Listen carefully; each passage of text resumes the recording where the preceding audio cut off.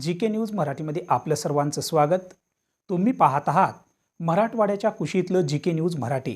आता घेऊ विविध क्षेत्रातील राजकीय, सामाजिक, आर्थिक, कृषी आणि क्रीडा व तसेच शैक्षणिक विषयी घडामोडींचा आढावा। चला तर वळूया पुढील बातमीकडे। किनवट तालुक्यातील भीमपूर येथे धरती आबा बिरसा मुंडा संशोधन व अध्ययन केंद्र किनवट यांच्या वतीने जागतिक महिला दिन सप्ताहानिमित्त दिनांक 1 एप्रिल रोजी महिला सबलीकरण पुरस्कार सोहळा उत्साहात पार पडला। ग्रामीण भागातील विविध क्षेत्रात उल्लेखनीय कार्य करणाऱ्या महिलांचा यावेळी सन्मान करण्यात आला। कार्यक्रमात संस्थेचे अध्यक्ष प्रा संतोष गोपीचंद पवार, उपाध्यक्ष बालाजी तोटेवाड तसेच सचिव साई प्रकाश नालावार उपस्थित होते।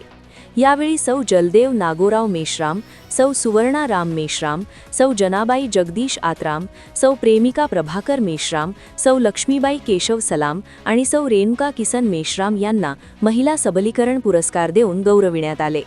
अध्यक्ष प्रा पवार यांनी मार्गदर्शन करताना सांगितले की ग्रामीण भागातील महिलांमध्ये अंधश्रद्धेचे प्रमाण अजूनही मोठ्या प्रमाणावर दिसून येते।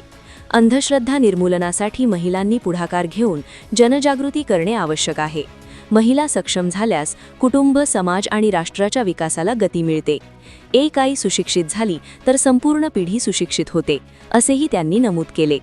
बचत गटांच्या माध्यमातून अनेक महिला स्वावलंबी होत असून त्यांचे कार्य प्रेरणादायी असल्याचे त्यांनी सांगितले।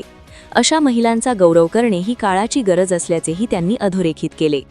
या कार्यक्रमाचे सूत्रसंचालन नागोराव गणेश मेश्राम यांनी केले असून या कार्यक्रमाला गावातील नागरिक मोठ्या संख्येने उपस्थित होते। Bureau report, GK. News, Kinwat, Nanded.